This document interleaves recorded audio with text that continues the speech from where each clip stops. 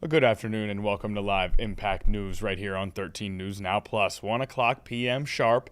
It is April 10th, and most importantly of all of these facts about the day, it is a Friday, which means tomorrow is a Saturday, which means we are just hours away from the weekend. If you're watching us at home and you've gotten a jump start on that weekend, thank you and enjoy. If you're watching us at work, we won't tell your boss, we promise, and you're almost done. It's almost Saturday. If you have to work on Saturday, we extend our deepest condolences to you, but we know that you'll do a great job. Now, speaking of working on Saturday, I know a guy who does that every once in a while. His name is meteorologist Hunter Forrest. But wait, Hunter, before we get to the forecast, we must talk to the people's producer, Nia Campbell. What's up, Nia Campbell? There she is. I did not mean to take a full shot. In my facial expression, I meant to take the wide shot. Oh, we're having a good time in here. No, it's You okay. should do that more It's Friday. No. That was a great shot. Thanks. I just wasn't prepared. It is Friday, and if we have enough time, that shot will be utilized at the end of our stream for our favorite special segment that runs only on Fridays, correct? Sure. Which Okay, is I'll take that as a yes. Friday Well, headlines. Oh. I'm not going to tell him the headlines. Okay, don't tell them the headlines. Yeah. The headlines are a secret. I thought you were going to jump into it. What we are going to jump into is the forecast. Headline from number Hunter one. Forrest. What's going on this weekend? 75 and sunny. No. Headline number two. Are we going to hit 90 next week? Almost. Perhaps. Perhaps. There's a shot. Who's excited? Raise your hand. Naya's, both hands are up for her. Are we going to see any rain this week? Definitely not. No. Those are the top three headlines. Nice. Thank you for coming to my TED Talk, everybody.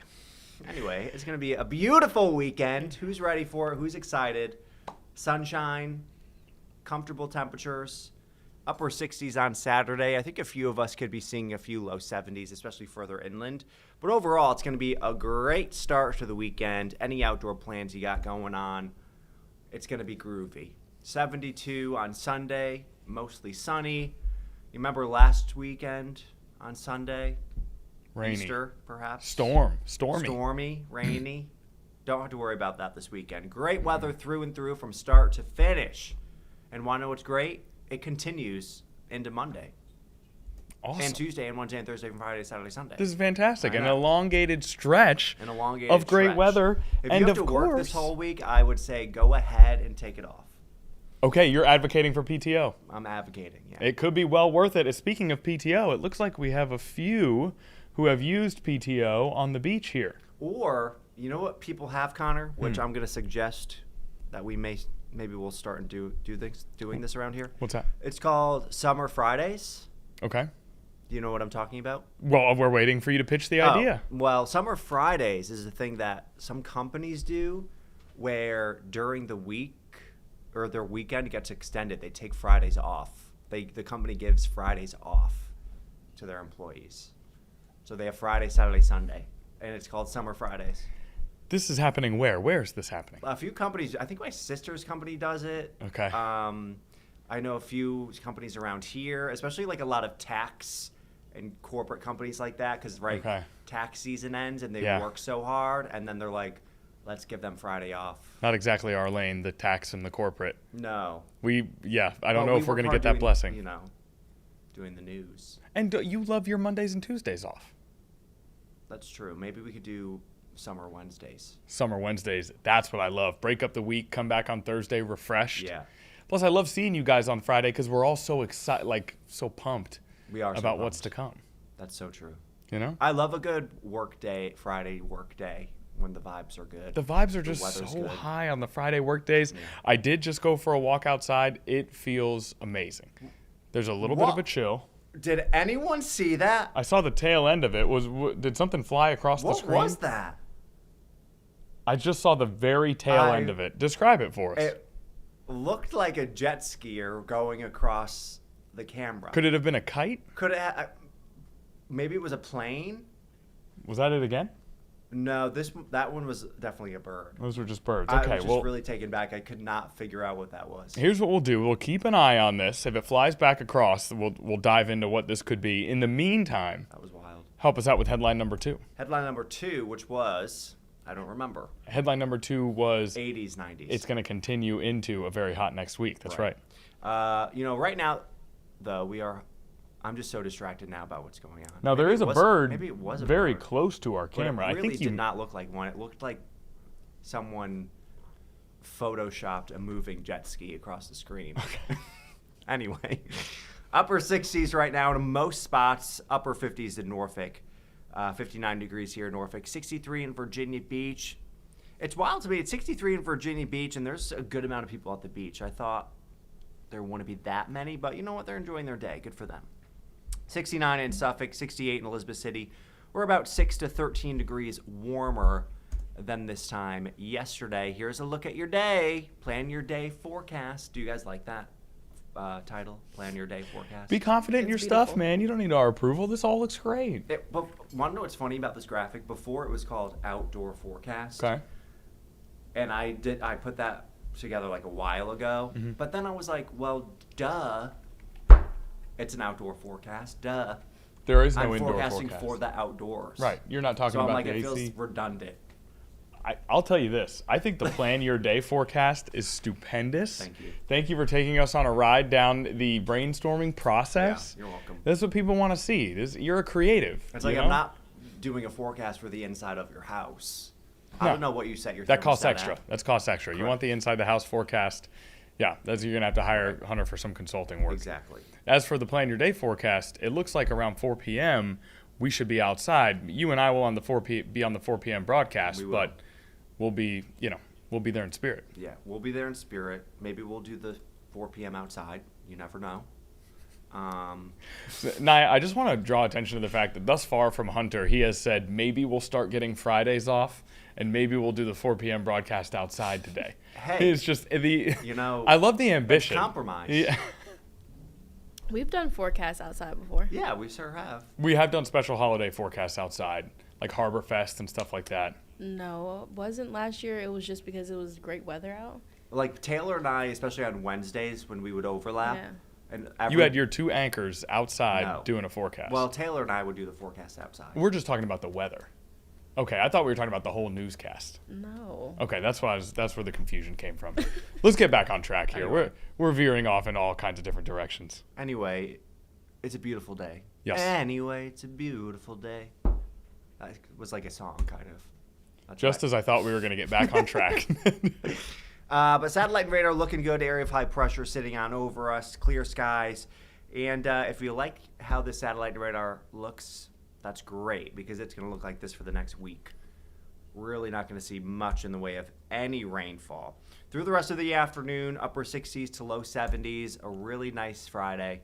And by tonight, dropping into the mid to upper 50s and low 60s.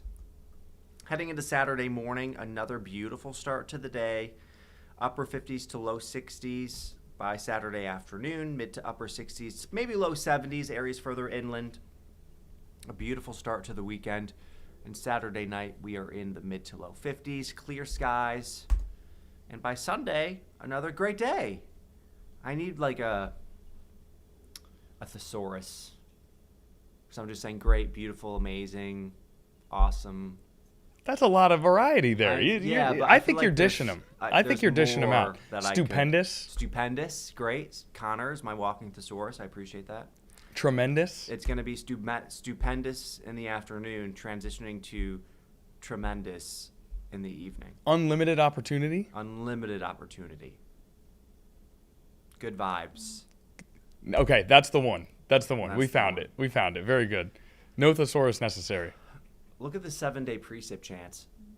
Zilch. Goose egg. Wow. That is not a broken graphic, everybody. That is not a single chance of precipitation. Nothing. And then bada boom, bada bang. Now, that graphic, very active. So we've got high heat and no precipitation, which all leads to the drought conditions that we've been experiencing here. Yeah. Mid to upper 80s Tuesday, Wednesday, Thursday, Friday. 20 degrees above And the want average. to know what's great? I don't want to brag, but I do have Monday, Tuesday, and Wednesday off this week. You got your Wednesday. Good for you. I did get my Wednesday. And that was a flex, but we do accept you bragging in this instance. So you've got a perfect stretch here. I You have a chose great 3 of the best stretch. days to be off. Because last Monday and Tuesday it was cold. It was. Yeah. We've It really was rebounded really from last cold week. all of last week. But I'm excited for this my weekend, Monday, Tuesday, Wednesday. What can I I'm do? excited Jet for ya. ski? Should I rent a jet ski? Oh, we're doing some suggestions for you. I think a jet ski is a great idea. Maybe a little bit of kite surfing. You know where I want to go? Where I want to visit? Cape Charles. I Okay. just saw a video on it. It looks cute. I think a self-care trip to St. Charles is Cape- exactly what's in the cars Cape for you. Charles. Up to Cape Charles. What did I say? St. Charles. Is that right, Nia? Did I say St. Charles? Listen, it's a That's Friday. okay. We're just Friday getting brain. started. You're firing them off so quick, Hunter, Right. that I'm trying to keep up. All right, you're headed to Cape Charles, overnight stay. Self-care I trip. was thinking. I was like, should I just get a hotel? I think 100% an overnight in Cape Charles would But be great for it's you. already so close that You've got plenty normally of time to hotels plan kinda, this thing. their prices, the closer you get, they Don't kinda rule it out. rise. Don't rule it out till you check it. And let this be, sort of a template for anyone to follow who does have free time next week. It's a great week to get outside and do some activities For sure. and have a little bit of self-care, a solo trip. Solo trip really clears the mind. Oh, I prefer to travel alone. Is that right? Yeah, I love a solo trip. I have never been on a solo trip. Really? Oh, they're fantastic. Okay. I'm going to have to They're get into very this. freeing. Yeah. I went to Dublin by myself. It was amazing. Oh, that's a little heftier than St. Charles. How long were you in Dublin by yourself? I said Saint again. All right, somebody else has to carry this broadcast. Naya, what is going on with him? I did the morning stream. We're a little bit. I got to get it together here. It's I feel okay. like normally it's Hunter who's taken us way off track, and now I am fully derailing us here. That just is not an accurate statement, but that's okay. I appreciate your sentiment. I guess. All right, called me out, but that's fine. That's fine. Now a solo trip. We're looking forward to the reviews to come on Thursday when we see you. Mm-hmm. Now, 90-degree day, first of the year. Are we talking one of the earliest in recent memory based on what I'm seeing here? Well, last year we got our first 90-degree day April 6th. So we already hit it this time last year. The year before that, April 15th. We normally hit it the second week of May. 2023, we had to wait all the way until July 1st. But yeah, We got all the way through June without a 90-degree day in Yeah. 2023. That's actually insane. Do you remember that? Thank you for drawing extra attention to that. I don't remember feeling impacted by it. I'm assuming every day was just 82, 83 is probably what was happening. I don't remember it being especially freezing. Right. But that is rare that we wouldn't get into 80 degrees through all of June. 90. 90 degrees. Yeah. You caught me up. You know what? I'm just going to stop talking. I'm going to let you roll because I cannot say a thing right. Naya's not pitching in at all over here. She's helping us zero stay on track. Hunter, you go. No more interruptions from me. No, it's like if you need me to take over the stream today, Take it over. I just realized I can't. Well, just give us the rest of the forecast then at least. I All don't right. like how you just called me out. It said 90 on the graphic. What do I need to help you stay on track? Moral support. Yeah. And I'm sitting over here trying to put the graphics up and not y'all's camera. You so are. we can You're move you're doing a forward. fantastic job. It was simply an effort by me to deflect the attention away from all my mistakes. That's really all it was. Nobody deserves the blame here except for myself. But I panicked and I threw it all around. And you know what? People panic. Yeah. And that's a part of life. It happens. And sometimes people are just on camera for it.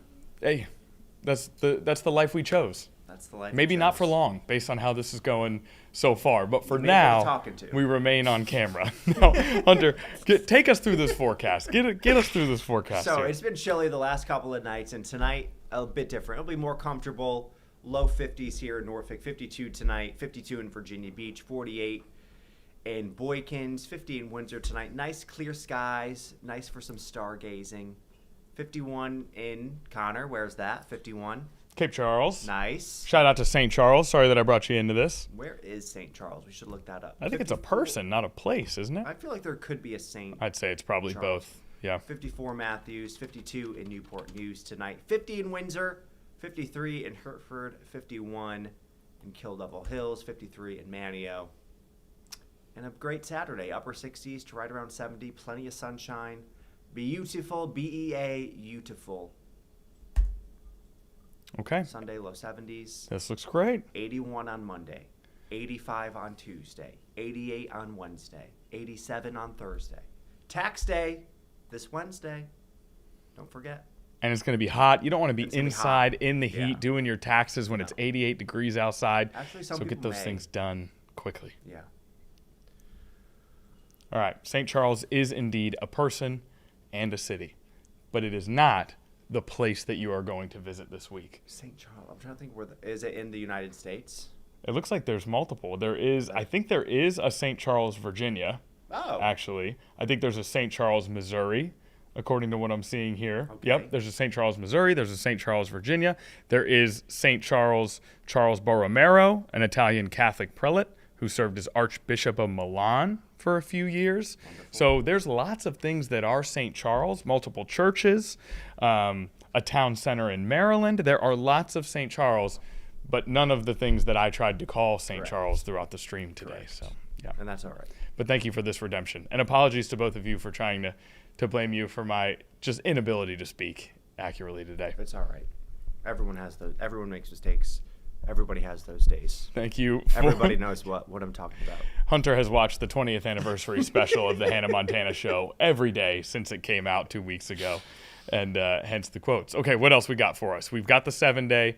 How are we looking other than that? Are you psyched about the Artemis splashing down? Yeah, 8 Okay. 8:07 tonight, I believe. 8:07 8:07 tonight, Eastern Yes. Time. Eastern Time. Splashing down.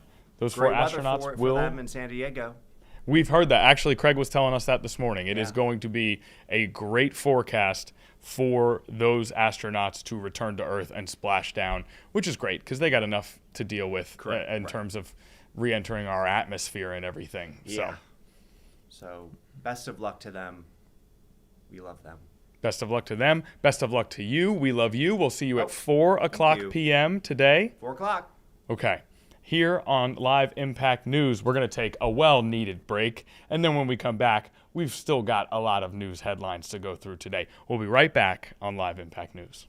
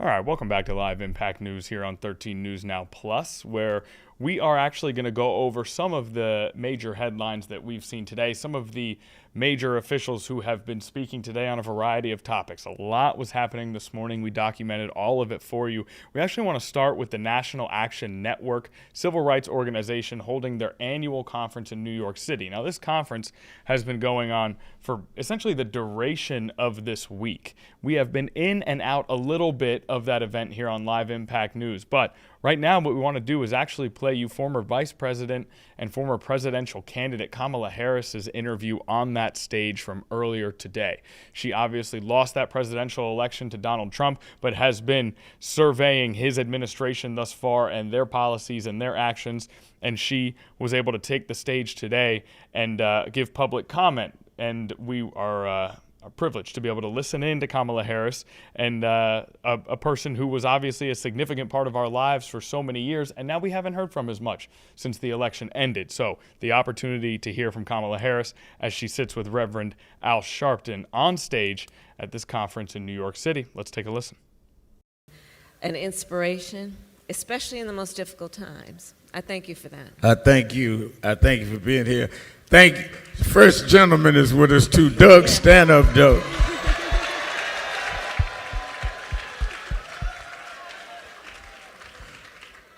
Let me go right into some of the things that I really wanted to talk to you about. All right.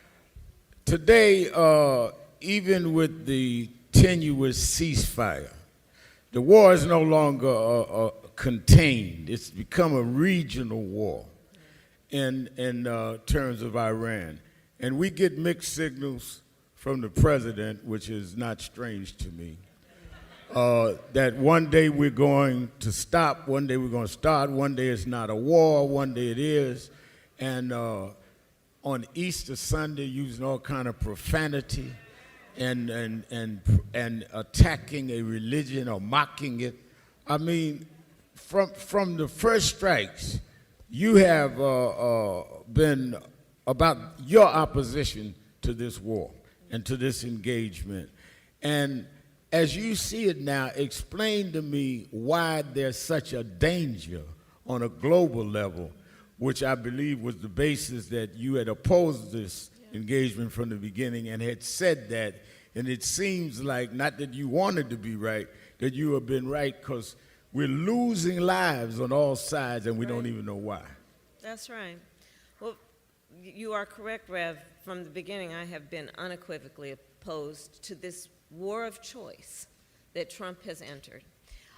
Let us understand, first of all, this president is the first president of the United States since World War II who does not believe in the alliances that we have with friendly nations, does not believe in the strength of them, the recognition of the history with them, and the importance that that relationship bears on our standing around the world, our influence around the world, not to mention our national security.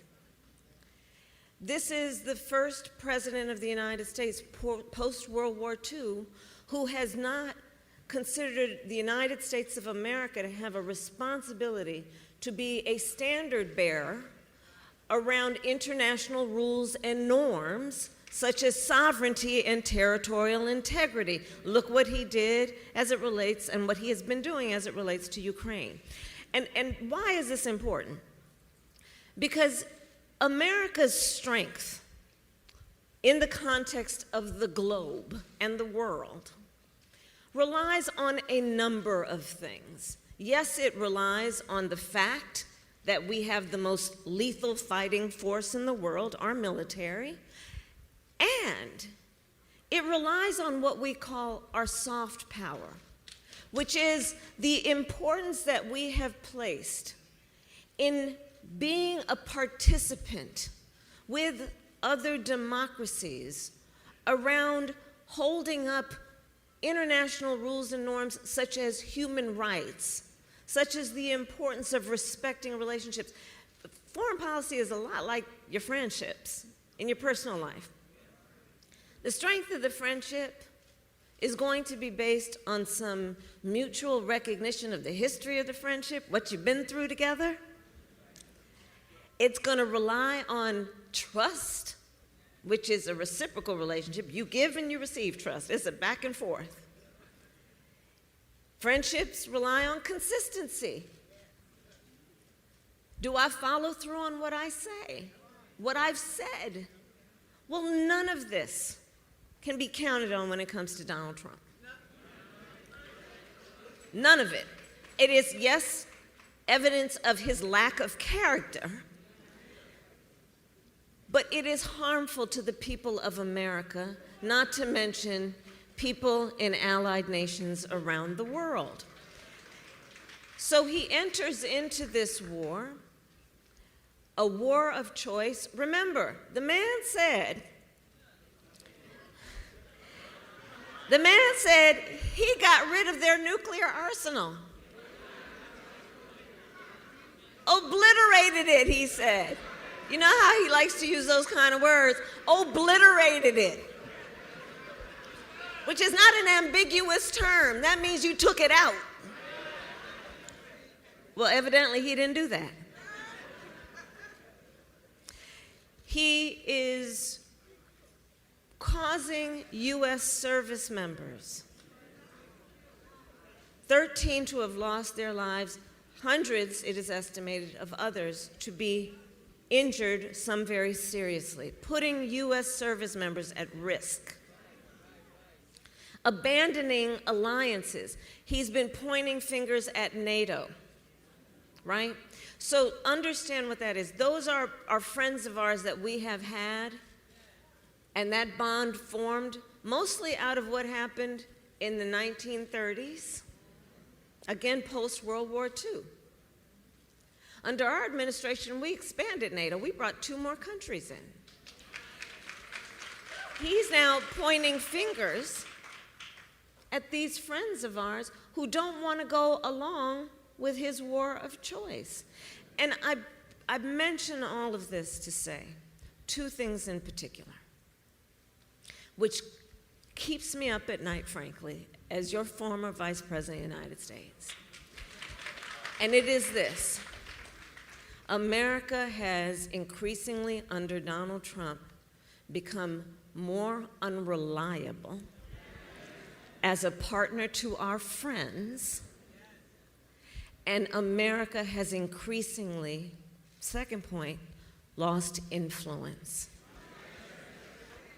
So when we otherwise could say, you know, in X country, we're concerned about human rights violations, even if it did not directly affect our national security, we had some level of authority to speak about these things in a way that we had earned the ability of people to listen and pay attention and maybe try to do better.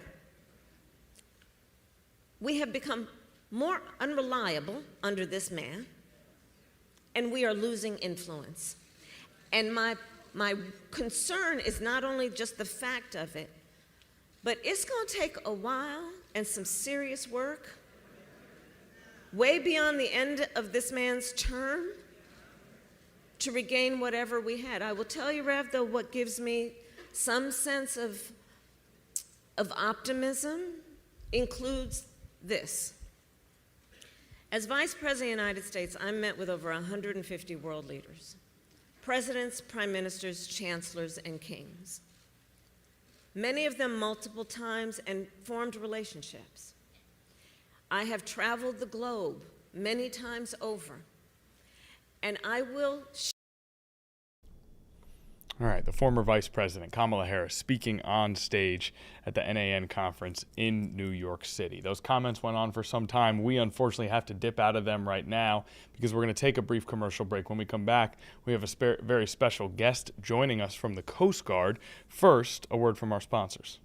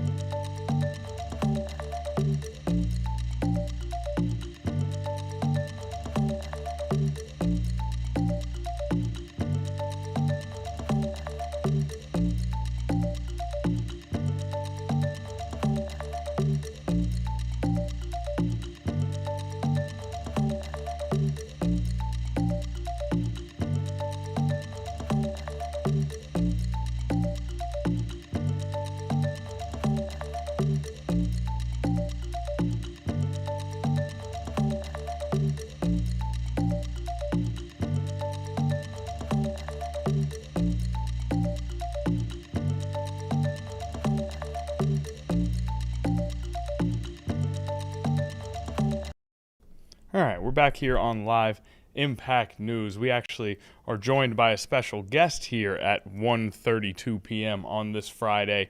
We are going to go ahead and talk to John Hatton here. He's the Staff Vice President for Policy and Programs for the National Active and Retired Federal Employees Association. He's going to talk about a couple of different aspects of this government shutdown with us and the impacts that can come to especially those here in Hampton Roads. So we welcome John to the program. John, you and I have only corresponded over email. We've never actually met before. So I'm Connor. It's wonderful to meet you, and thanks for taking some time with us today. Nice to meet you as well, and thank you for having me.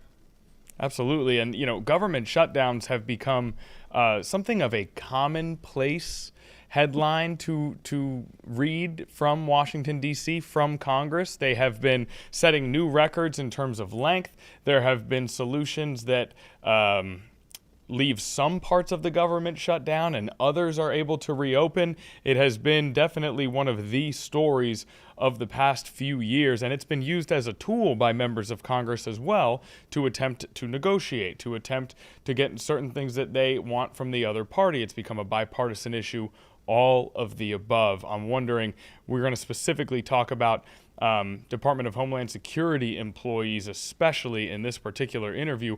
When you look at everything that's been happening with full government shutdowns, partial government shutdowns, and the use of them as a negotiating tactic, how do you see these impacts reaching sort of the broader American population? Well, it's going to have an impact on the operations that serve the American people. So you had a large number of people, more than 35,000, 10,000, and around 10,000 in the Coast Guard, continuing to work without pay day after day after day. So luckily, what we've seen is an executive order that found some new funding or took back reconciliation funding to pay or to authorize payment of those who continue to not be paid. First, it was a couple weeks ago, payment of TSA agents who are doing airport security, and then they covered the rest of the DHS employees. Yet we're still waiting for that paycheck. They should be getting back pay for the period of February 14th through April 4th, starting today through the 16th of April, depending on financial institutions. So we're starting to at least get the people who were missing paychecks day after day after day made whole, but it's not clear that unless there's an agreement on DHS that they will get the next set of payments done on time. So what does this mean for the American people? You're going to have, you're seeing lack of ability to train, lack of ability to maintain maintenance on critical services. You're going to start losing people that do these jobs because they're fed up with not getting paid. because there's negative impacts on their family. So across the board, it is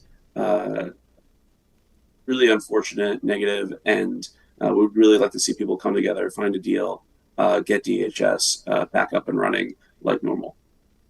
Okay, fantastic. Getting that up and running like normal definitely sounds like what's best for everyone here in terms of those impacts. Now, we talk about making them whole and how eventually that money, even if it's not being paid during the shutdown, should go to those federal workers. But there's something that goes beyond just the tangible finances here. There is a morale aspect of this. I'm wondering, even if that back pay does come to fruition eventually, how do these shutdowns impact the morale of federal workers? Yeah, we've seen massive decreases in morale of federal employees from maybe not just the shutdown, but a whole host of policies. OPM, the federal government's HR office, typically has done a viewpoint survey to measure where federal employees are feeling. They didn't do that. They canceled that for this upcoming year, but a private entity, the Partnership for Public Service, did a survey and found levels of satisfaction and engagement down in the low 20s. That's really bad for morale, and certainly going to hurt the ability to continue to retain and recruit people into the federal workforce. Yeah, I would imagine. I would imagine. Now, John, I may sound a little bit distracted here because I do believe your screen just Yes. is having some visual issues. Now, on the one hand, it does look kind of cool. You've got sort of a purple Yeah, thing I'm going sorry on here, about but that. you're also frozen. No problem at all. Listen, nobody knows more about technical issues than we do here on Live Impact News. Yeah, if you want to take your time and try to exit out of that and come back in, feel free. We're happy to wait for you because I am really enjoying talking to you here. So John Hatton is currently refreshing his Zoom. We have him here on Zoom, and it looks like he's back to normal. Though I do kind of miss that purple effect that we had going on there. That was very cool. Now, okay, let's drill back down into what we were discussing. We talked about morale and how that has been as low as it's been among federal workers. I want to hone in specifically on the Coast Guard, the U.S. Coast Guard continuing to go without pay as this shutdown persists. I'm wondering what resources are available to Coast Guard workers as they try to get through this government shutdown. And as a whole, the Coast Guard is a service academy, so they are almost selfless by default due to profession. How are they able to carry on like this when even through all of that sacrifice and selflessness, they're not getting paid right now? Yeah, it's a good question. NARF tries to provide as many resources as possible or links to the resources. We don't provide, direct financial assistance, but there's different low or no interest loans people may be able to get. Try to give people the information they may not be getting from their agencies or from the federal government because the shutdown operations are limiting communication. So we're trying to keep people up to date as much as possible via narf.org, narf.org, and make sure people are linked up and finding what they need, have the answers regarding things like health benefits, so they can make the decisions for themselves and their family and feel a little bit more secure, at least about what they retain in terms of coverage for benefits, when they may get paid, kind of what the implications are when the shutdown comes back in terms of back pay for furloughed federal employees and things like that. So we're doing the best we can, bridge the gap when their agencies aren't running up at full speed. And, we know that here in Hampton Roads, when it comes to federal workers, when it comes to the armed services, we know that is a massive portion of our community here in Hampton Roads and in Virginia at large. Impacts that we've seen here in Hampton Roads in the Chesapeake Bay area. What have you guys seen in terms of those impacts that are really specifically affecting this region? Well, you're going to have people that are relying on these paychecks not getting the money they need, not able to spend, canceled vacations, things like that. It's going to have an impact locally on the economy. Then you're going to be worried about the security of the waterways around that area.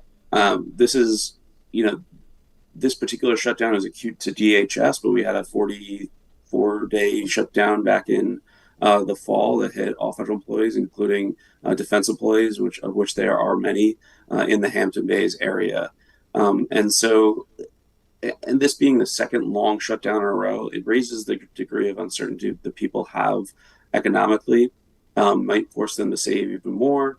In this case, draw into retirement savings. We don't know how that's going to impact with a very highly fluctuating market, where they're going to end up at the end of the day if they have to pull from those. With the defense employees or federal employees generally, if you can't rely on that paycheck, that uncertainty is going to drift down into how you spend your money generally.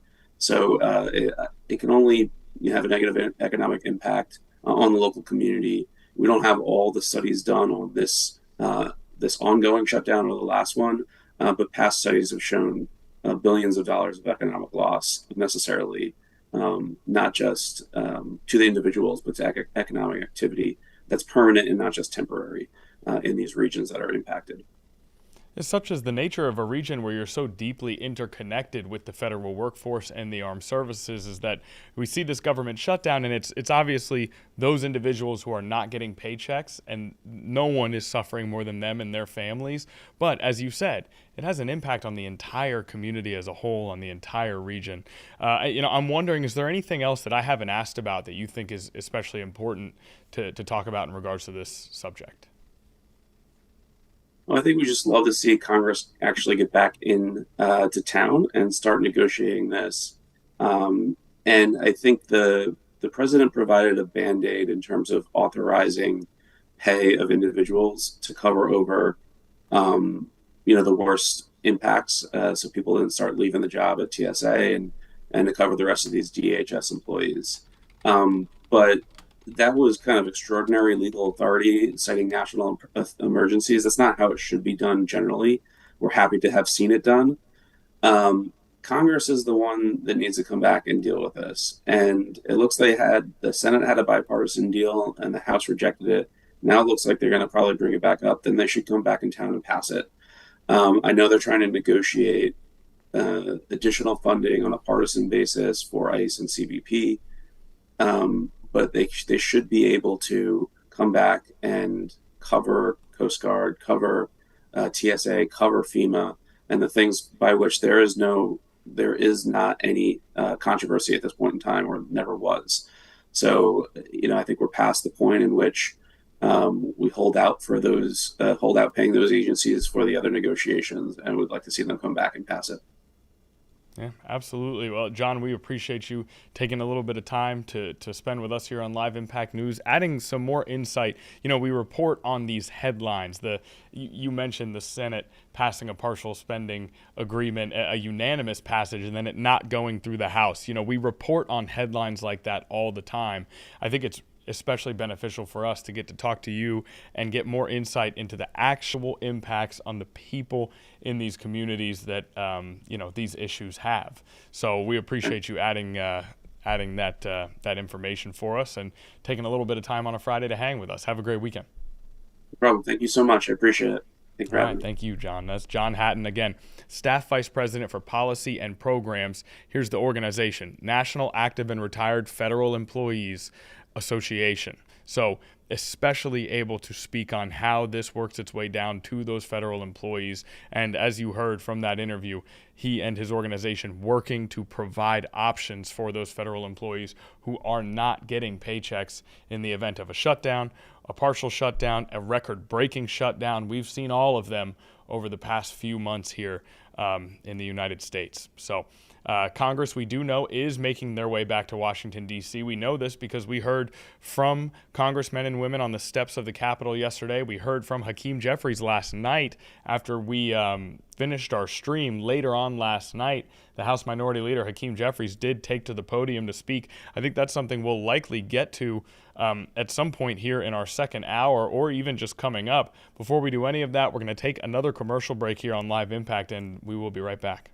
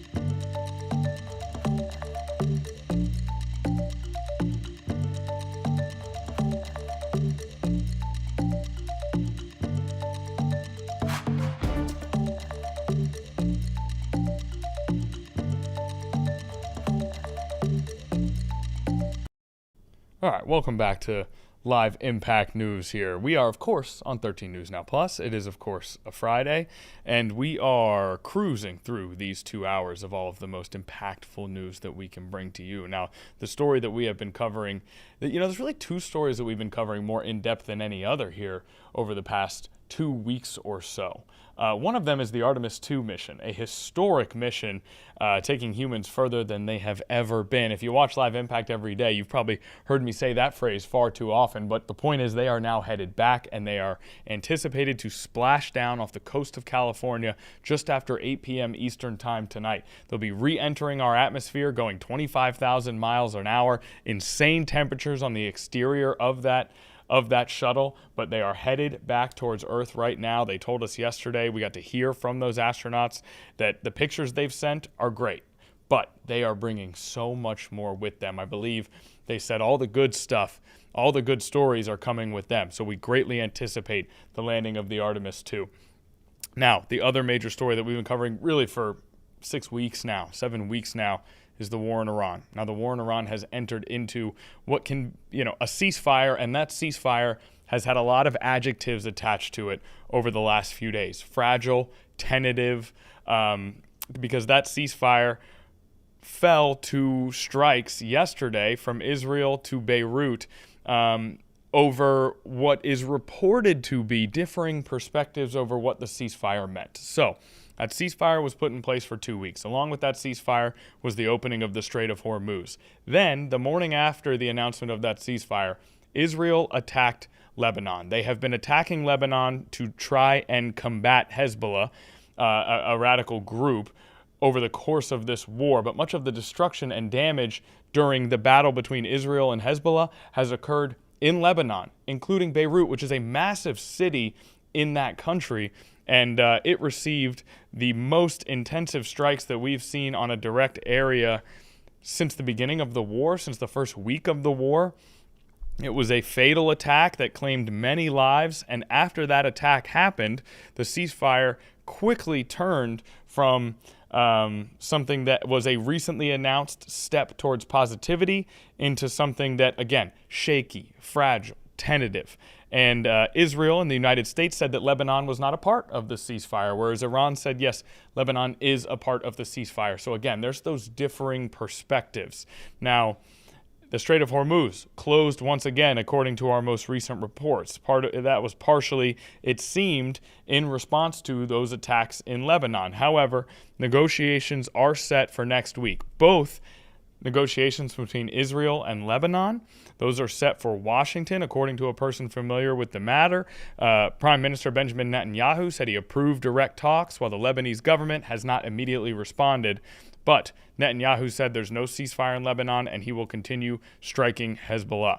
Now, in terms of the United States, negotiations are set to be led by Vice President J.D. Vance, along with Special Envoy Steve Witkoff and the president's nephew-in-law, Jared Kushner. So those three will be leading a delegation to negotiate with Iranian diplomats over a permanent end to the war beyond the 2-week ceasefire. Of course, Pakistan, Egypt, they have all played roles in the diplomatic efforts to try and facilitate this ceasefire and get peace talks underway. Now, those peace talks are reported to begin today in Islamabad.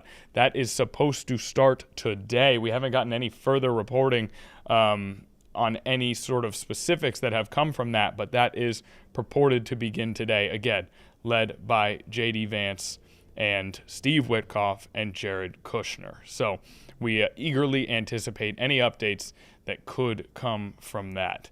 The Iranian foreign minister has urged the United States to uphold ceasefire commitments on Lebanon. So again, that has become sort of a sticking point in this ceasefire. So that is something that we'll continue to look out for. Strikes did continue today, hitting multiple areas across southern Lebanon from Israel. So this is all stuff that we're monitoring here. We are continuing to make sure we keep you as up to date as possible on the war in Iran, that while in a ceasefire, continues to make headlines and continues to see attacks and fatalities in certain instances. Now, we saw Democratic lawmakers on the steps of the Capitol building calling for a vote on a war powers resolution. We know that Chuck Schumer has said the Senate will vote on that war powers resolution next week.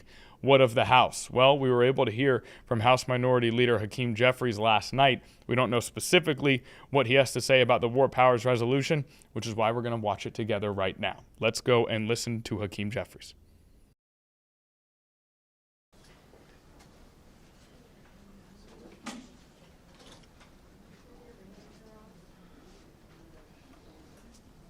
Good afternoon. It's an honor to be joined by several prominent members of the congressional delegation representing various parts of Manhattan, Brooklyn, and the Bronx, all gathered with one unified voice. It's time to end Donald Trump's reckless and costly war of choice in the Middle East. Candidate Trump promised that he wasn't going to start wars, he was going to stop them. President Trump has done the exact opposite. He's gotten the country involved in this reckless war of choice, and billions of dollars are being spent to drop bombs in Iran, while Republicans are unwilling to spend a dime to make life more affordable for the American people. It's unacceptable.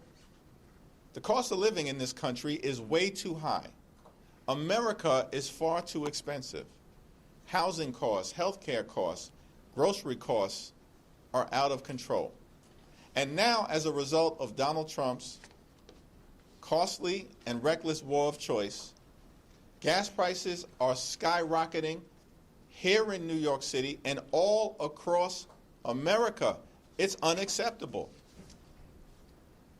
A 2-week ceasefire is not sufficient. We need a permanent end to Donald Trump's costly and reckless war of choice. And House Democrats are committed to bringing about that outcome. Upon our return, we will force another vote on the House floor around the War Powers Resolution that will compel the Trump administration to cease military hostilities immediately so we can all focus on the issues that we know matter to everyday Americans: driving down the high cost of living, fixing our broken healthcare system, getting ICE under control, and ensuring that we are actually improving the quality of life of everyday Americans and the people that we all proudly represent here in New York City. It's now my honor to yield to the distinguished Dean of the New York Congressional Delegation, the Chairman Emeritus of the House Judiciary Committee, the Honorable Jerry Nadler. Thank you, Mr. Leader. I want to thank Leader Jeffries for bringing us here today and for his leadership throughout this crisis of Donald Trump's making. While I welcome the 2-week ceasefire in Iran, as shaky as it may be right now, it is time for this illegal and immoral war to end completely. We have not achieved any of the ever-shifting goals laid out by the President, and we are clearly worse off now than when this conflict began. Iran is still firmly under the control of a hardline theocratic regime. It still has 970 pounds of 60% enriched uranium, enough to make 10 bombs. And remember, we wouldn't have a problem with Iranian bomb making if Donald Trump hadn't torn up President Obama's 2015 agreement, which was reliable and had inspectors at all their facilities, and under which they had a few hundred kilograms of 60% enriched uranium, which they sold to the Russians. Got it out of there. But now we have this problem because President Trump overturned the agreement that President Obama had negotiated. So they still have. Okay, we come out of that press conference with not only Hakeem Jeffries but other Democratic lawmakers in order to turn to one that is live right now in California. 7 people have been arrested in connection with the July 2025 deadly fireworks warehouse explosion in Yolo County, California, some facing murder charges. This press conference is in regards to that incident. Let's go live out to California right now. Joel Melendez, 41. Carlos Rodriguez Mora, 43. Neil Lee, 41. Angel Voller, 18. And Christopher Bokog, 45. To the survivors of the deceased, we send our deepest sympathy. Over the last 9 months, my office has directed the criminal investigation of the facts, the circumstances, and the individuals involved in this incident.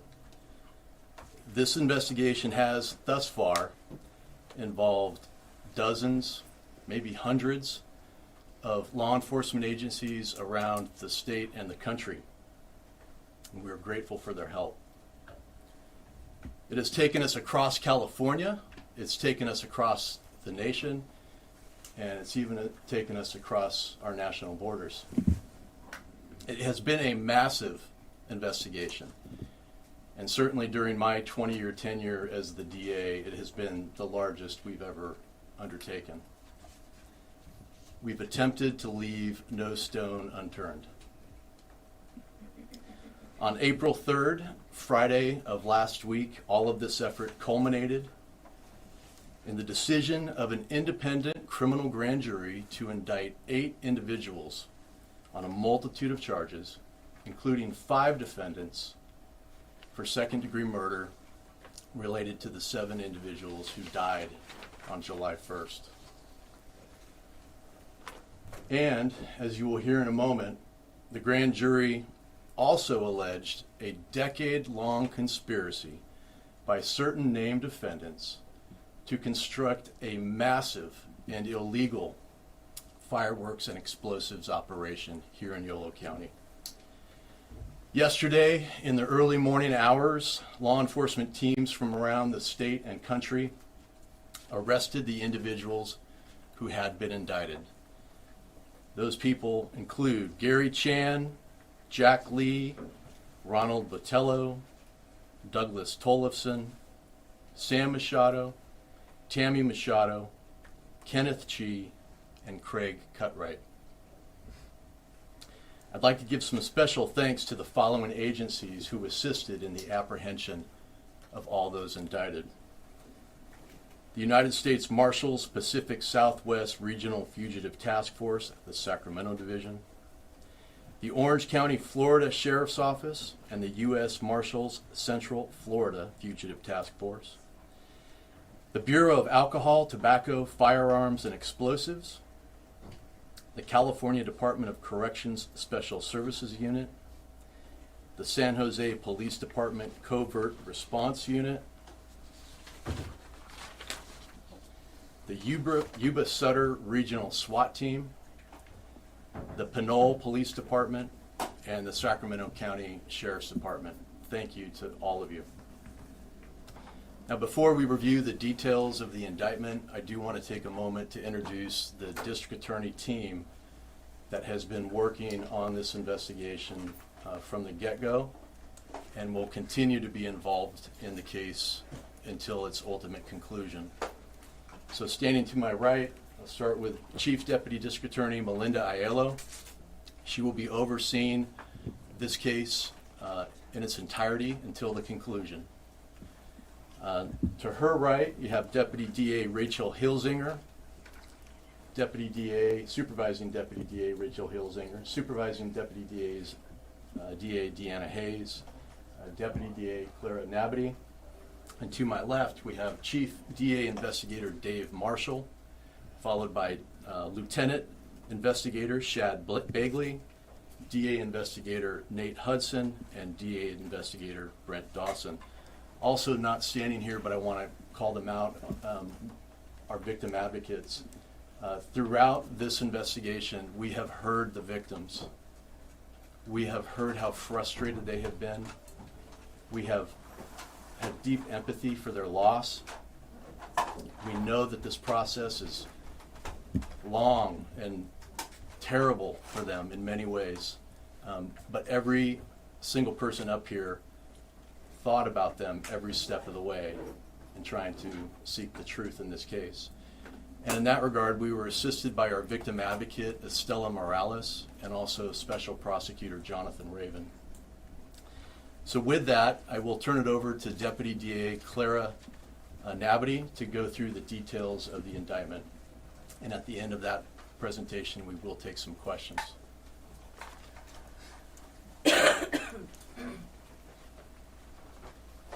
Thank you, District Attorney Rising. My name is Clara Nabity. I'm a Deputy DA here in Yolo County, and I can provide a brief explanation of the indictments, which the court unsealed late yesterday.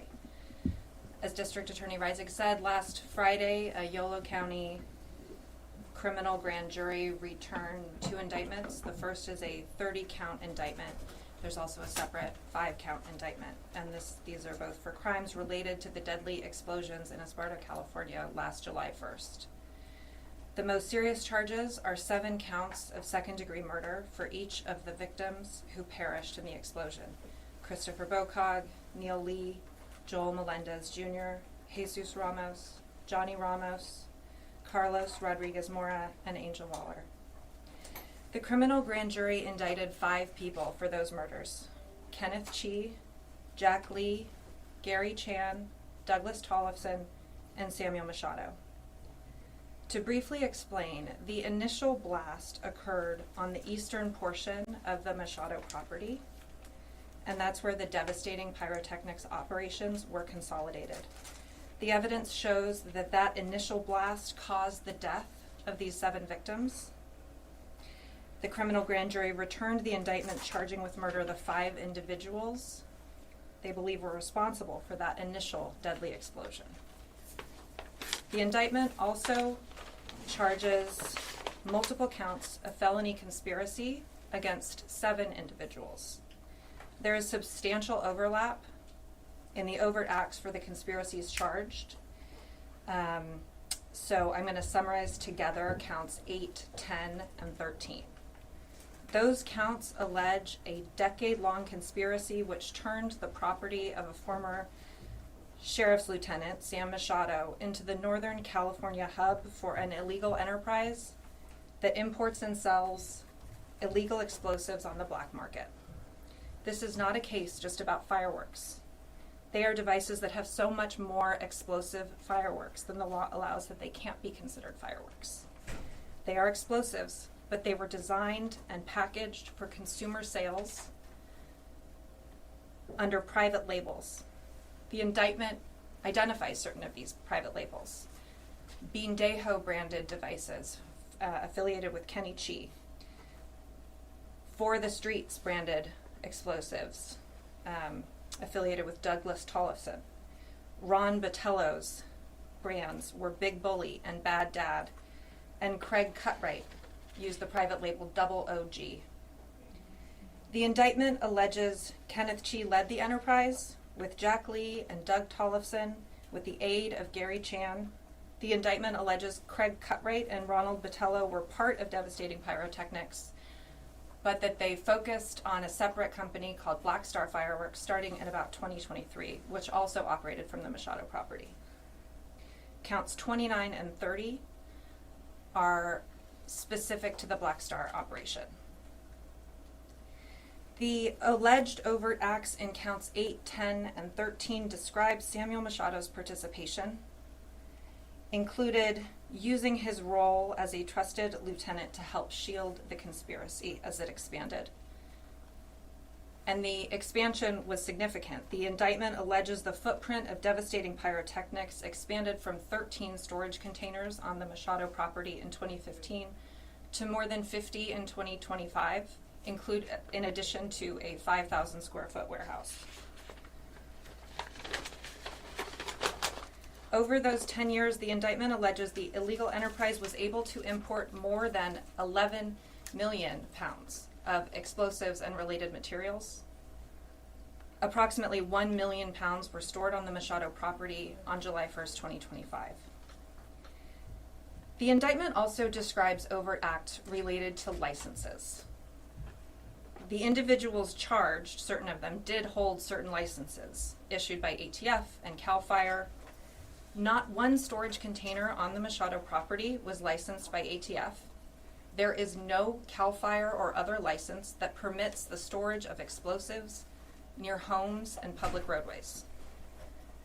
There are additional charges in the 30-count indictment against the 7 individuals. They include charges for a dangerous workplace, unlawfully causing a fire, insurance fraud by Kenneth Chi, and charges of child endangerment, animal cruelty, tax fraud, and possession of illegal assault weapons against Samuel Machado. As DA Reisig said, the investigation is not over. We remain fully committed to pursuing justice for the victims, and we can briefly take questions. And just a couple comments.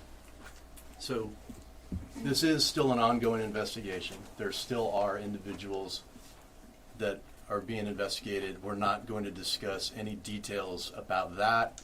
And frankly, because this is an indictment, we're not at a trial stage yet. We're very limited in what we can share with you at this stage of the proceedings.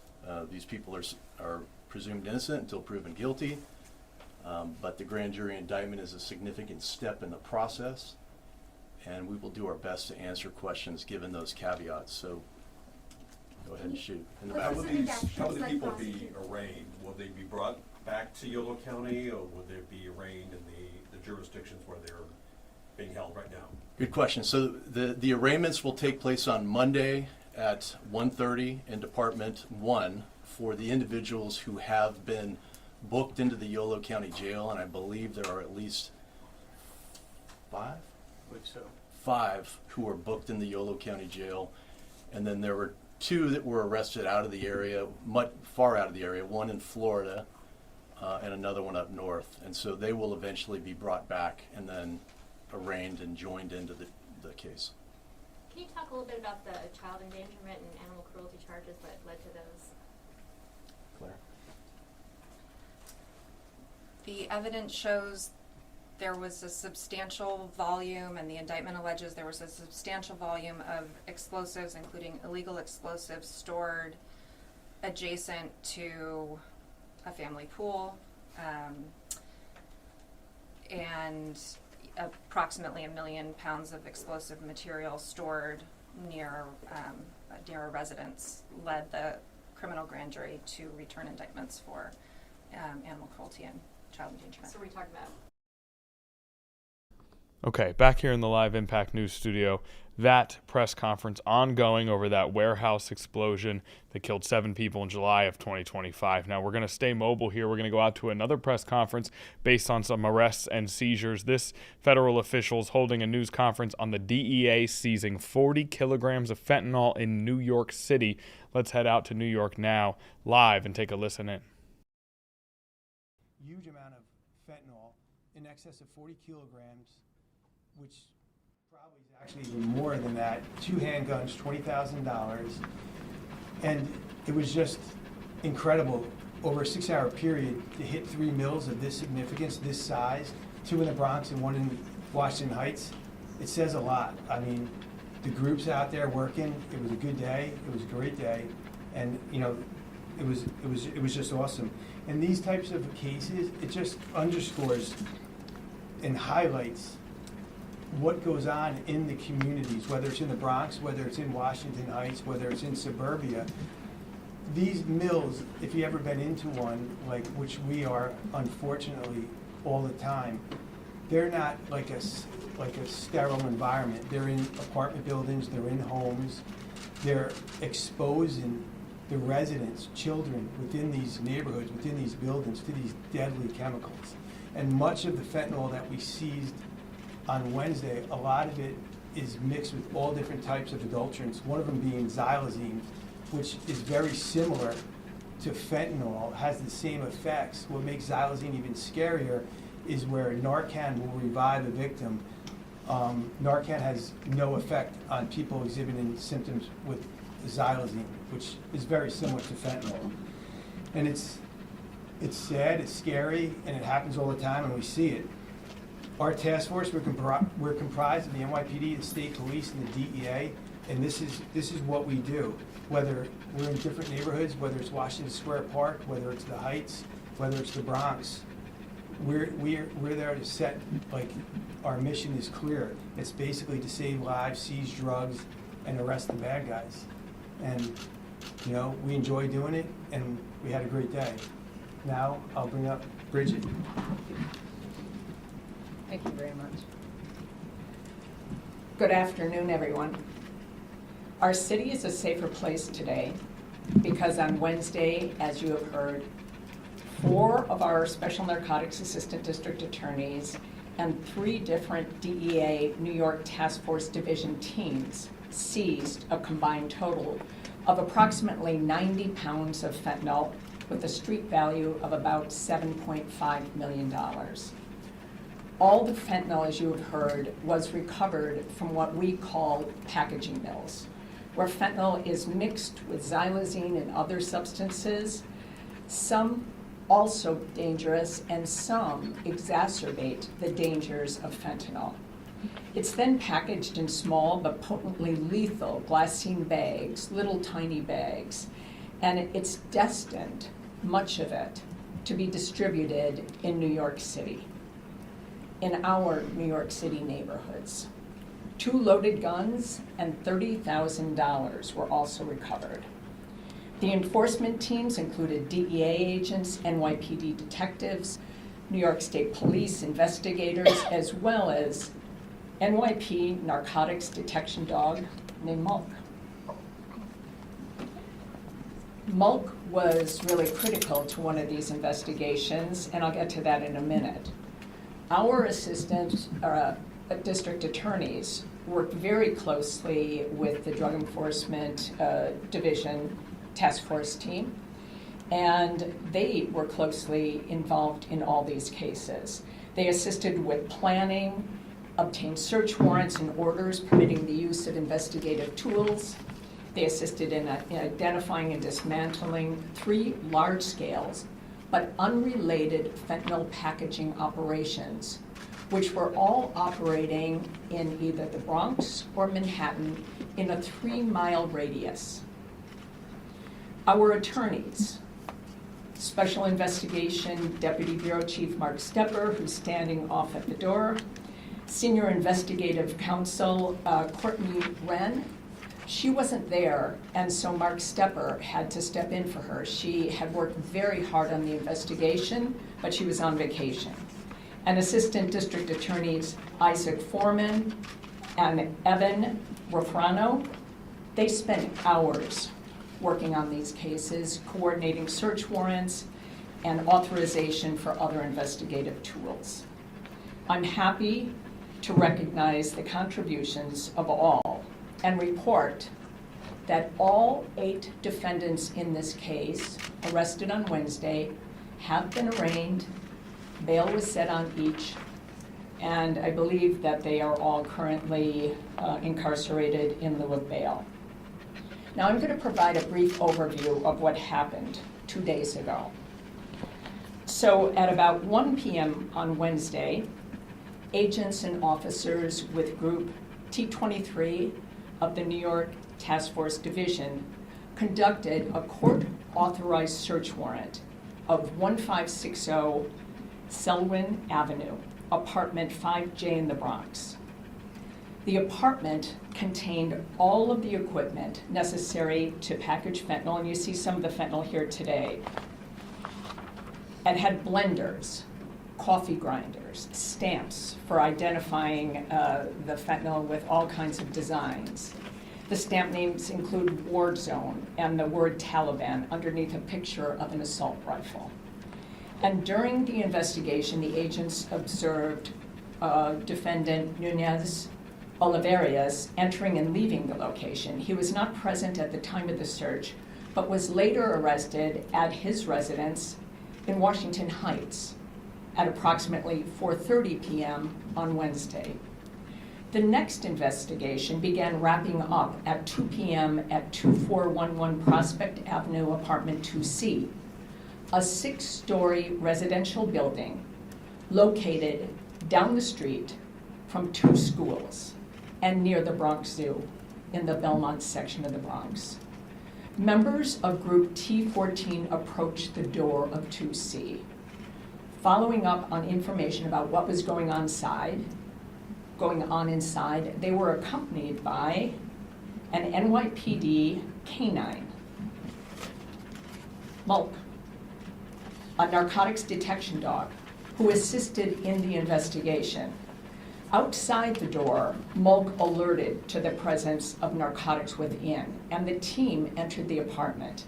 Agents saw an active fentanyl packaging operation and 3 men inside and secured the location, while prosecutors applied for an emergency search warrant.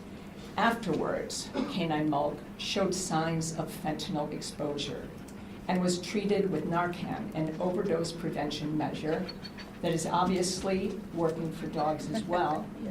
As you can see, Mulk did a critical job for us in this case, is doing quite well, and is very calm considering the fact that we have all these narcotics here in the building.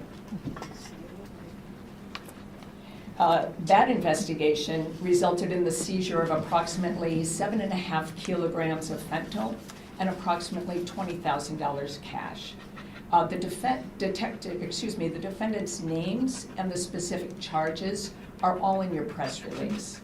But all of the defendants in this case were apprehended inside. And the final investigation on this busy Wednesday was conducted in Manhattan at 515 West 183rd Street, apartment 1F, in the Washington Heights section. There, approximately 10 kilograms of fentanyl, 2 loaded guns and loaded magazines, and over $11,000 cash were recovered in a court-authorized search warrant by the members of Group T41 of the task force. Agents and officers entered the apartment at approximately 6 p.m. on Wednesday and found 3 defendants there, Geraldo Rivera, Jesus Garcia, and Samir Tejada Almanzar, all 3 inside. They recovered 2 guns in a bedroom, including a .357 revolver pistol found in a dresser drawer, and a second firearm, a 9mm Beretta pistol with 2 magazines in a firearm box behind a nightstand. Also in the bedroom, a plastic container filled with fentanyl powder and additional twists of fentanyl. 2 closets in the hallway and near the bathroom contained bags of fentanyl bricks, powdered fentanyl, and over 1,000 filled glycine envelopes, as well as a pair of kilogram presses that presses powder into bricks that looks like it came from the original source. Now, this is just an overview of what a dedicated team of investigators and assistant district attorneys accomplished for New York City under the guidance of the people you see here up here today. We have heard that fentanyl overdose rates are going down, and they are. But that isn't a given that that's going to continue forever. And as a matter of fact, New York City has not continued to show the same decline in overdose deaths as other parts of the state or other parts of the country. So we have to take a close look at what's going on in our city. And we have to keep up our enforcement efforts. And equally important, we have to do much more when it comes to educating the public on these dangers. Much more in terms of protecting our neighborhoods, the buildings where these deadly traps might be found. We have to be ready, and we have to be aggressive in tackling these organizations. So I thank all of our partners for working together on this, and I look forward to other successful investigations with them. Thank you very much. And now, one of my bosses. I'm appointed by the 5 elected DAs, and DA Darcel Clark from the Bronx has always been a very staunch supporter of our office, and she is deeply concerned about the fentanyl problem that so afflicts the Bronx. So at this time, I'm going to ask DA Clark to come up.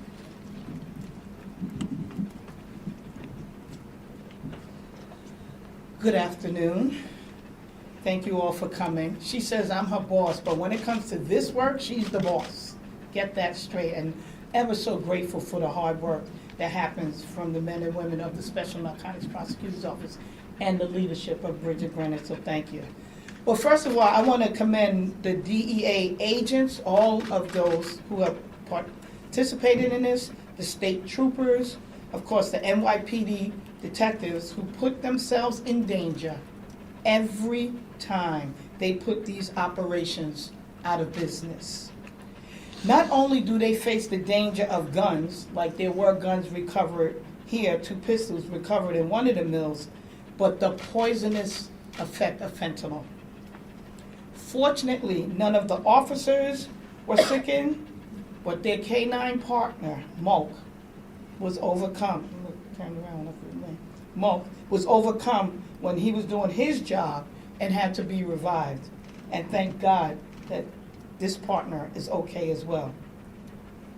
It's incalculable the number of people that 90 pounds of fentanyl could harm. In the Bronx, too many families have lost a loved one from the terrible scourge of drug addiction and fentanyl overdoses. These drug traffickers do not care about human life, only the thousands and millions of dollars that they can make off of other people's misery. We must continue to root them out. They set up shop in residential buildings, putting neighbors at risk. One of the drug mills was a couple of blocks from 2 of the Bronx's greatest gems. The Bronx is a gem overall. You know, I'm the Bronx DA. I believe in our borough. But 2 gems of the Bronx Zoo and Little Italy in Arthur Avenue. We stand together quite often announcing seizures and arrests. These traffickers and the flow of fentanyl is relentless. But so are we. Thank you to Special Narcotics Prosecutor Bridget Brennan. Thank you. DEA New York Task Force Division Special Agent in Charge Christopher Roberts. Police Commissioner Jessica Tisch, as well as New York State Police Superintendent Stephen A. James, for your leadership. We must do all that we can to stop these traffickers, and these traffickers need to know that we will not stop. Thank you. And now I'm introducing one of my great partners, day in and day out of this work, Chief Kenny. Thank you. Chief Joe Kenny. Hey, good afternoon. We'll take some questions at this time if you have any. Were they Okay, so they have transitioned to the Q&A portion, but we got to hear from multiple public officials, law enforcement about this case. A massive amount of fentanyl seized in New York City. Fentanyl, obviously, at the top of the list when we talk about dangerous drugs in modern America, has resulted in a lot of tragedy here in the United States. So a major seizure by the DEA in New York City. Now, we were listening to Hakeem Jeffries before we started having all of these live events pop up. We didn't get to listen to much of that press conference. Let's go back to Hakeem Jeffries for now. And then, oh, you know what? Naya just pointed out to me something that she actually reminded me moments ago, and I already forgot. Those of you who have been with us from the beginning of the stream, thank you for hanging while I have almost completely forgotten how to talk at times here. But we are back on track. Thanks to Naya Campbell. We're going to take a brief commercial break.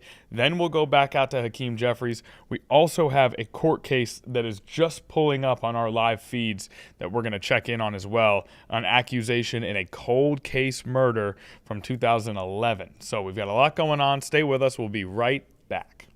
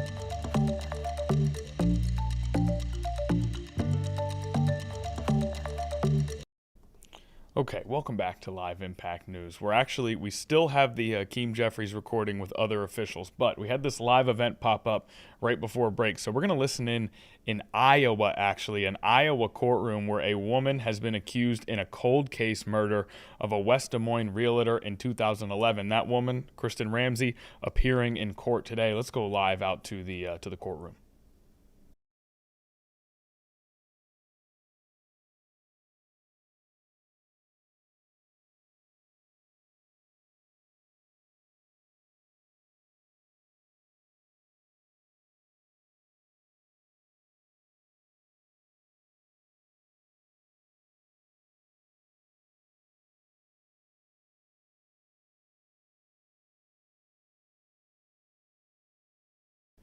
Okay, it appears as though they are either still setting up or perhaps we won't get audio. It certainly does look like the woman that we have here in this video does appear to be very emotional there at that desk. But we do not have any audio just yet. Perhaps it could pick up at any moment. Let's listen in one more time here, see if we've got audio now that the judge is speaking into the microphone.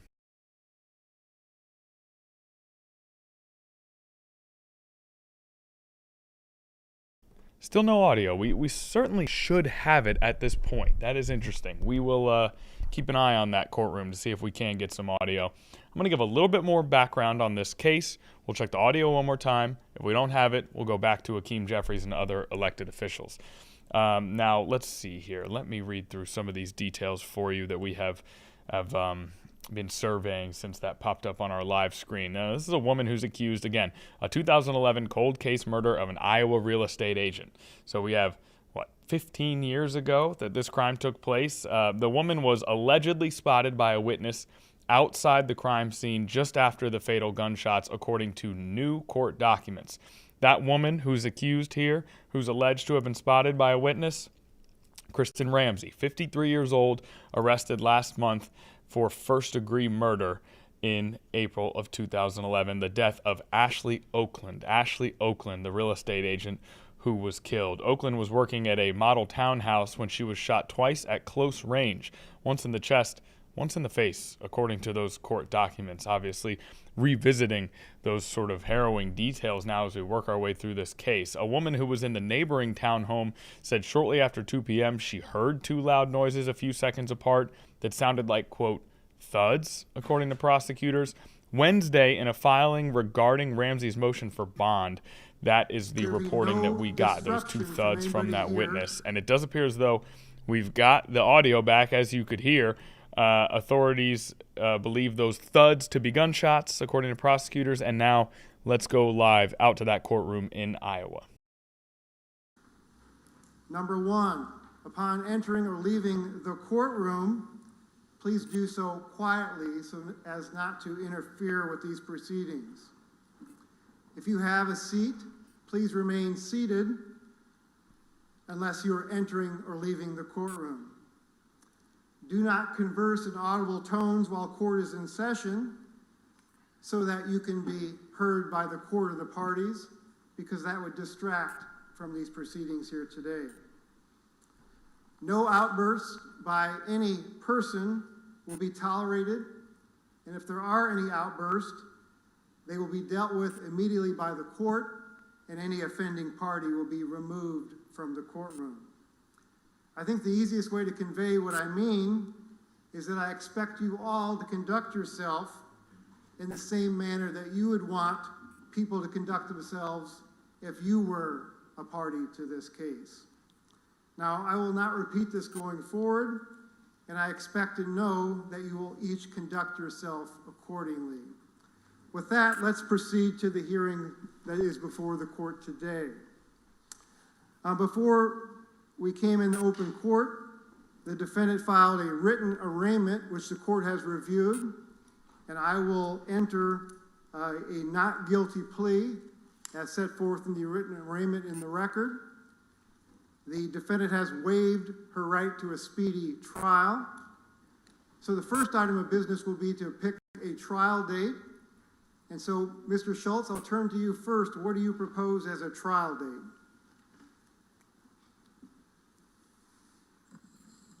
Thank you, Your Honor. Your Honor, we expect discovery to be lengthy in this matter. We believe that it'll take the defense, we expect some time to be able to get through that.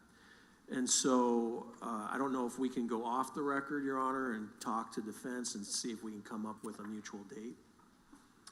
Very well. If that's acceptable to the parties, when we take a recess, we'll see if we can come up with a date. Mr. Parrish, is that acceptable to you and your client? Yes, Your Honor, that is acceptable. Thank Very you. well. Then we'll handle that before we conclude today.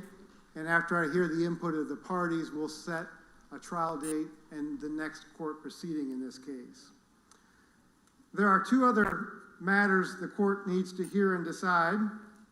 The first I want to address is the defendant's motion which has been filed, I believe, on April the 8th. Excuse me, that was the resistance was filed on April 8th. The original motion was filed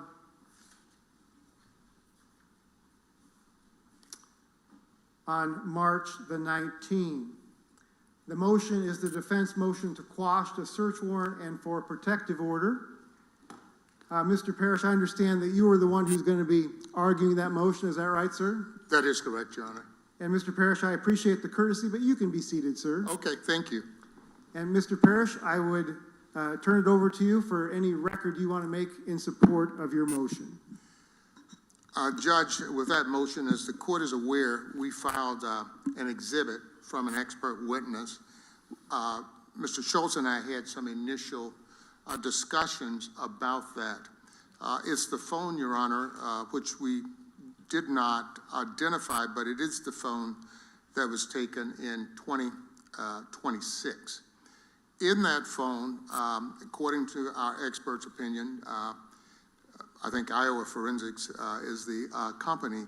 And Your Honor, I would object, just for the fact that we're going to be discussing an exhibit that was provided past the deadline. The court had done an original order stating that the parties needed to submit exhibits by the 8th. The state didn't see this exhibit till today, and so I'd ask that we strike the exhibit from the hearing today, Your Honor. Your response, Mr. Parrish? Well, I thought our off-the-record discussion and the prior discussion, I can limit my argument solely to the prior discussion that Mr. Schultz and I have had about it. Your Honor, it's your discretion as to whether or not you think this exhibit will give you some guidance in the decision. I think it's a common sense type of exhibit. He doesn't go into any details about the specific phone. So I don't think that's the issue, but I think we all have common sense that your phone might have what you call personal information, such as communications with counsel. Second of all, it would have information related to medical records. I get all of my medical records on my portal, on my phone, and I think most people do nowadays. So it's that type of information that we believe should be restricted.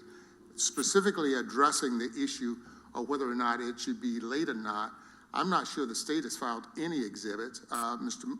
Schultz told me as late as last night, they did not plan to file any exhibits.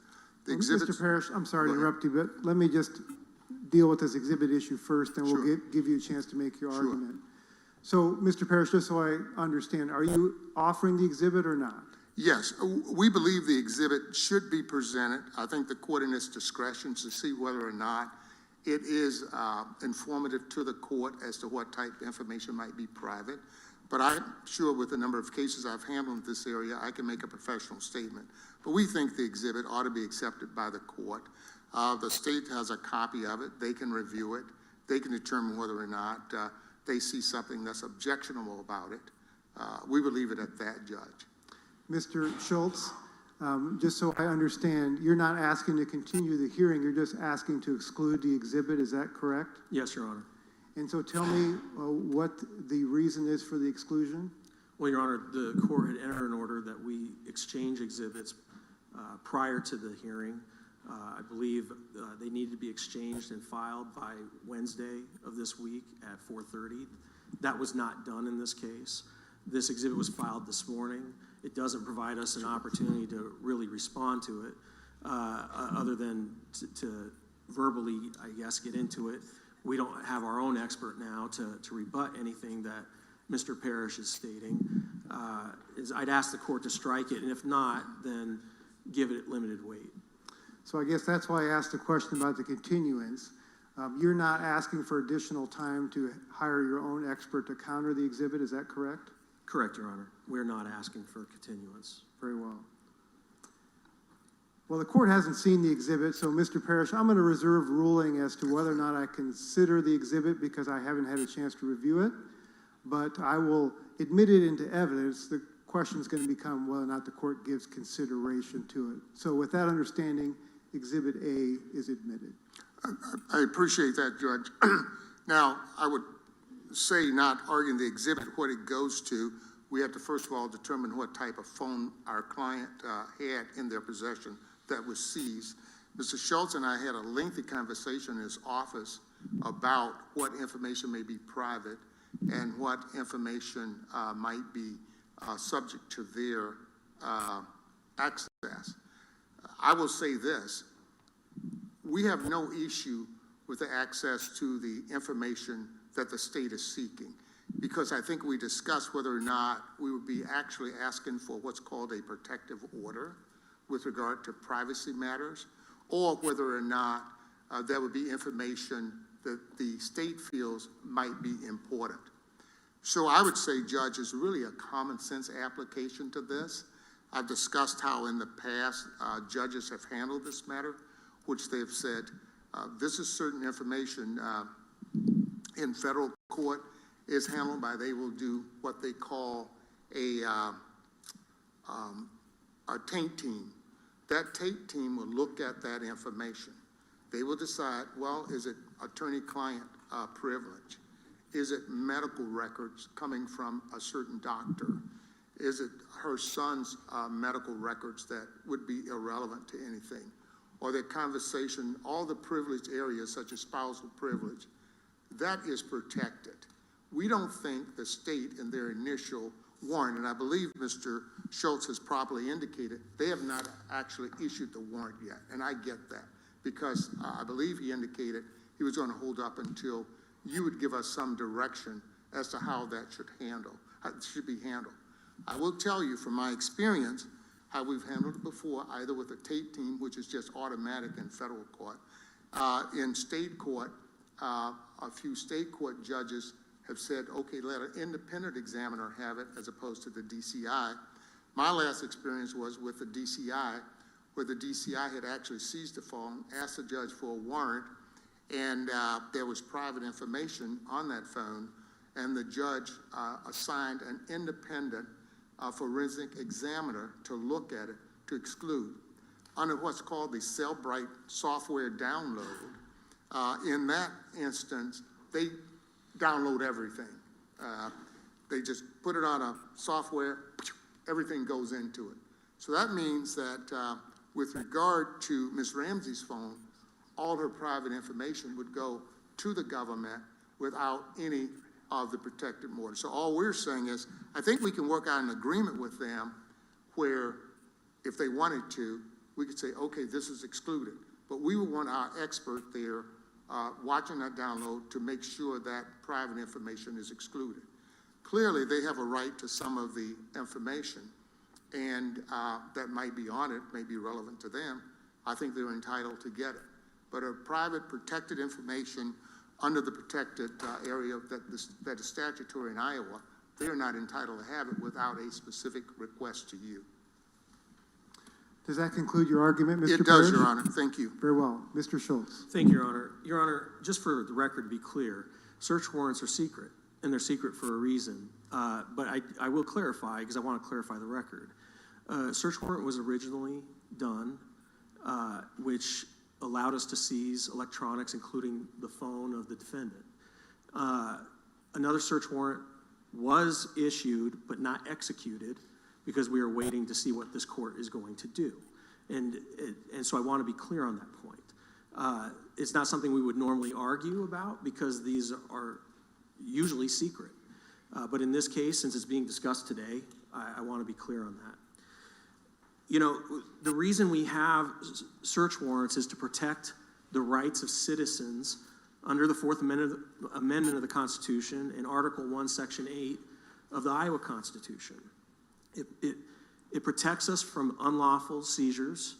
It also protects our right to privacy. But the reason we have a search warrant is to balance those rights with the interest that the state has in order to collect evidence when a crime is committed.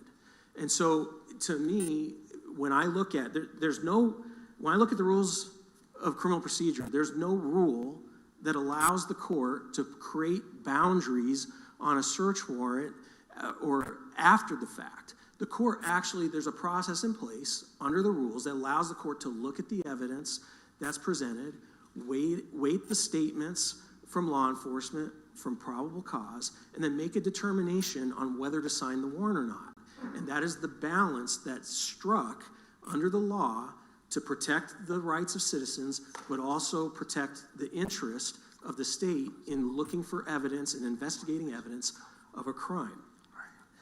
To me, what the defense is asking is that if I were to show up to a house with a search warrant that's been lawfully entered, that a defendant and their attorney can stand at the door and say, wait, you can't search the house. You have to, you can only search this room or that room or that room, and that's not what's in the warrant.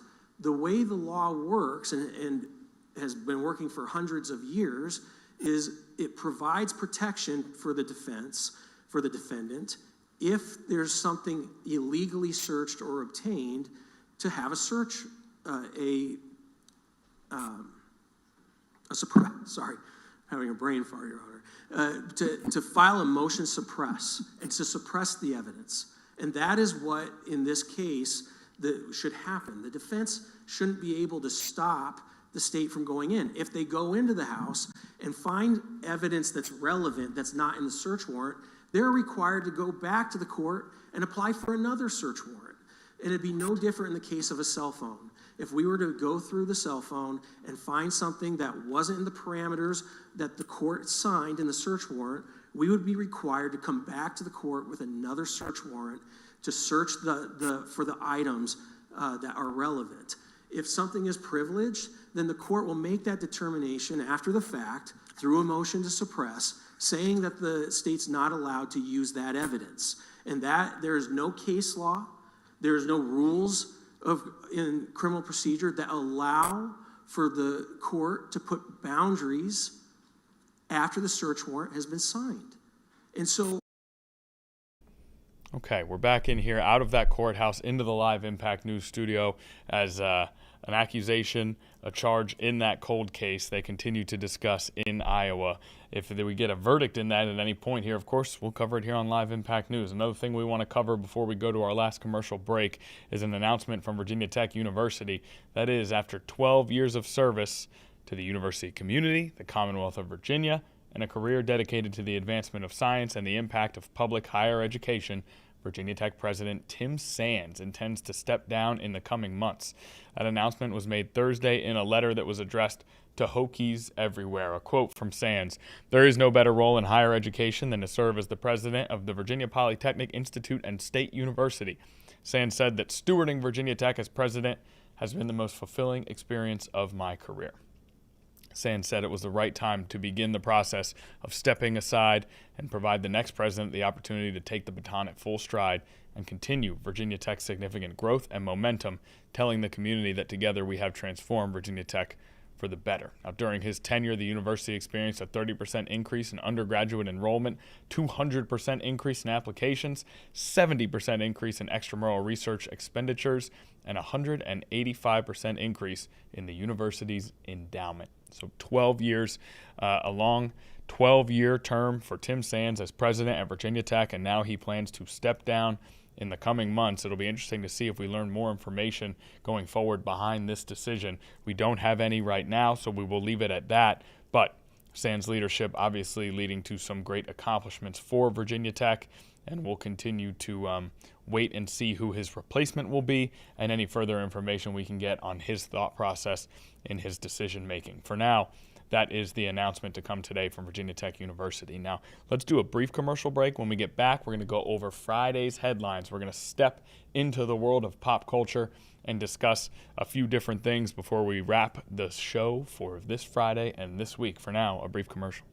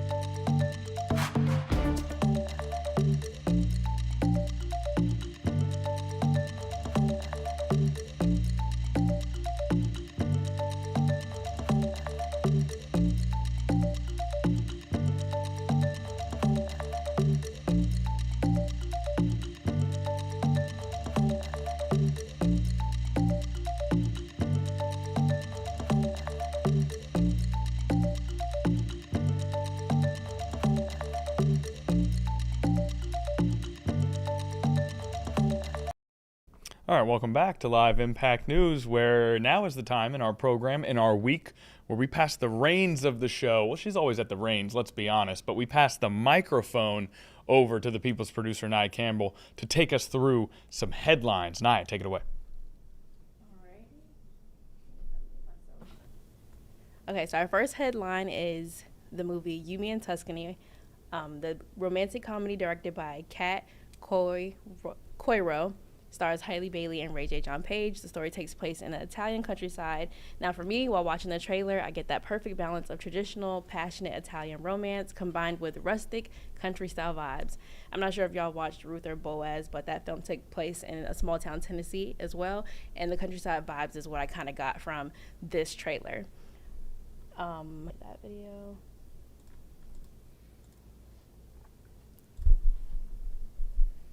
All right, this is creating massive buzz, grossing $140.9 million worldwide in its opening weekend.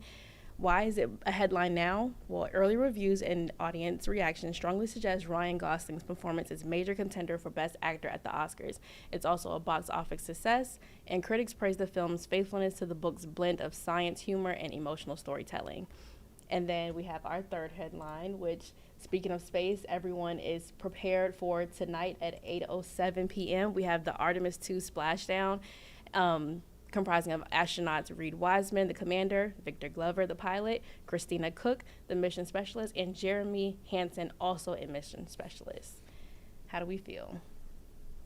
Okay, let's go, Paige. Oh, by the way, welcome, Paige. Hello. Paige Gaffon joining us here in studio, our pop culture expert among many other roles. If we're starting with cinema, I kind of want you to take it away. You, Me, and Tuscany first, and then a Project Hail Mary reaction second. Oh, I'm deeply excited for You, Me, and Tuscany. I already saw Project Hail Mary a few weeks ago, and I loved it. I cried so much. I can definitely tell that it's going to get Oscar buzz. Based on what we know so far, the critics' reaction has been solid. Paige mentioned that it's a genre that everybody can really get into. We also, to support rom-coms and romances with two black leads from talented creators means that studios will see that and they'll make more films like that. And then 3, we don't get nearly as many rom-coms these days. It's all franchise stuff. We just don't get them in theaters. We don't get them in theater. Yeah. Right. That's a great point. Straight to Netflix. Yes. So if you want to go to the theater, people think, oh, if it's an Avengers movie, we can all get hype in the theater. Well, sharing a laugh with a crowd of people is pretty special too. Shedding a tear with a crowd of people at a romance is pretty special too. So lots of reasons to go see this movie. And then neither of you are going to mention the Bridgerton effect? Okay, I am a huge Reggae Jean Page girly. Like, you don't even understand. I get really defensive about this guy. But I am very excited to see more of him. I think everything he's been in except for The Gray Man. But I'm very excited to see just him in more of a romance role again, because he hasn't necessarily done romance since Bridgerton. And Bridgerton is a massively popular show. Can the stars of that show translate that to the big screen? Euphoria starts this weekend. That's a show where we saw those stars of that show. I mean, Jonathan Bailey in Bridgerton.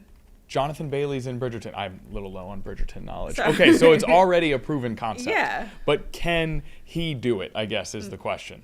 So there's proof of concept, but can we kind of make it a theme here like we did in Euphoria? Okay, love it. Now, Project Hail Mary. Also, go ahead. Hold on, sorry. Yes. On the You, Me, and Tuscany tip, I had to mention that it is produced by Will Packer, which is a FAMU alum. A FAMU alum, a fellow FAMU alum of Nia Campbell. Yes. Rattler stand up.